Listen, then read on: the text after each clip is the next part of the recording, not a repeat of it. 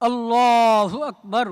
রাজধানী ঢাকায় ইতিহাসের এক ব্যতিক্রম ও আবেগঘন অধ্যায়ের সাক্ষী হলো দেশবাসী। বিএনপি চেয়ারপারসন ও সাবেক প্রধানমন্ত্রী বেগম খালেদা জিয়ার জানাজায় রাজধানীর বিস্তীর্ণ এলাকা জনসমুদ্রে পরিণত হয়। তিল ধারণের ঠাঁই ছিল না কোথাও। মানুষের এমন স্বতঃস্ফূর্ত উপস্থিতি বিস্মিত করেছে সবাইকে। সকাল থেকেই ঢাকার বিভিন্ন প্রান্ত, আশেপাশের জেলা, এমনকি দূর দূরান্ত থেকেও মানুষ জানাজায় অংশ নিতে ছুটে আসেন। প্রধান সড়ক, অলি গলি, আশপাশের মাঠ ও ছাদ সবখানেই মানুষের ভিড়। প্রত্যক্ষদর্শী ও রাজনৈতিক পর্যবেক্ষকদের অনেকেই দাবি করছেন এই জানাজায় অংশগ্রহণকারীর সংখ্যা কোটি ছুঁয়েছে। যদিও এই সংখ্যা নিয়ে আনুষ্ঠানিক কোনো পরিসংখ্যান প্রকাশ করা হয়নি, তবে উপস্থিতির ব্যাপকতা নিয়ে কারও দ্বিমত নেই।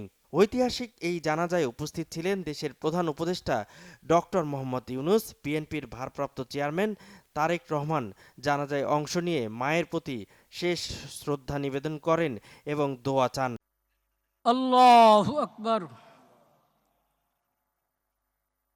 আসসালামু আলাইকুম ওয়া রাহমাতুল্লাহ। আসসালামু আলাইকুম ওয়া রাহমাতুল্লাহ। বিসমিল্লাহির রহমানির রহিম। আমি মরহুমা বেগম খালেদা জিয়ার বড় সন্তান তারেক রহমান।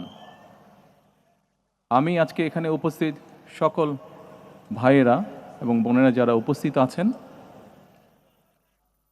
মরহুমা বেগম খালেদা জিয়া জীবিত থাকাকালীন অবস্থায় যদি আপনাদের কারো কাছ থেকে কোনো ঋণ নিয়ে থাকেন, দয়া করে আমার সাথে যোগাযোগ করবেন, আমি সেটি পরিশোধের ব্যবস্থা করব ইনশাআল্লাহ।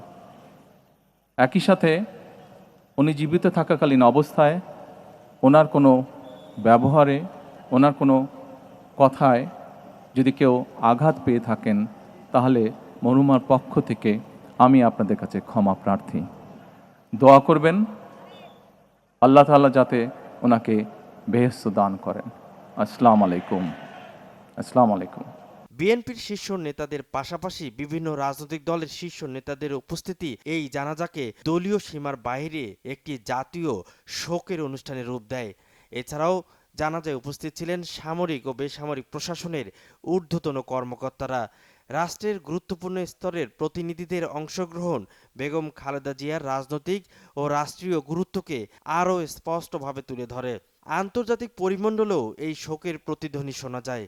প্রতিবেশী দেশ ভারত ও পাকিস্তান সহ বেশ কয়েকটি দেশের মন্ত্রী এবং বিভিন্ন দেশের কূটনৈতিক প্রতিনিধিরা সরাসরি উপস্থিত কিংবা আনুষ্ঠানিক বার্তার মাধ্যমে সংহতি জানান।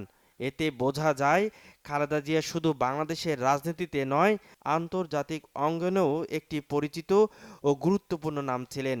তিনবারের প্রধানমন্ত্রী বেগম খালেদা জিয়া ছিলেন বাংলাদেশের রাজনীতির এক শক্তিশালী অধ্যায়। তার রাজনৈতিক জীবন ছিল সংগ্রাম, আপসহীন অবস্থান ও নানা আলোচনায় ভরা। দীর্ঘ অসুস্থতা, কারাবাস ও রাজনৈতিক টানাপোড়েনের মধ্যেও তিনি সাধারণ মানুষের আলোচনার কেন্দ্রবিন্দুতে ছিলেন। রাজধানীর মানিক মিয়া এভিনিউতে জানাজা শেষে কফিন বহনের সময় আবেগে ভেঙে পড়েন অনেকেই। চোখের জলে, নীরবতায় মানুষ প্রিয় নেত্রীকে শেষ বিদায় জানান। বিশ্লেষকদের মতে এই জানাজায় মানুষের ঢল কোনো একক রাজনৈতিক শক্তির প্রদর্শন নয়, বরং এটি বেগম খালেদা জিয়ার দীর্ঘ রাজনৈতিক জীবনের প্রতি মানুষের আবেগ, সহমর্মিতা ও শ্রদ্ধার বহিঃপ্রকাশ। আজকের এই জানাজা বাংলাদেশের রাজনৈতিক ইতিহাসে একটি বিরল ও স্মরণীয় অধ্যায় হয়ে থাকবে, যেখানে একজন নেত্রীকে বিদায় জানাতে একত্রিত হয়েছিল গোটা জাতি।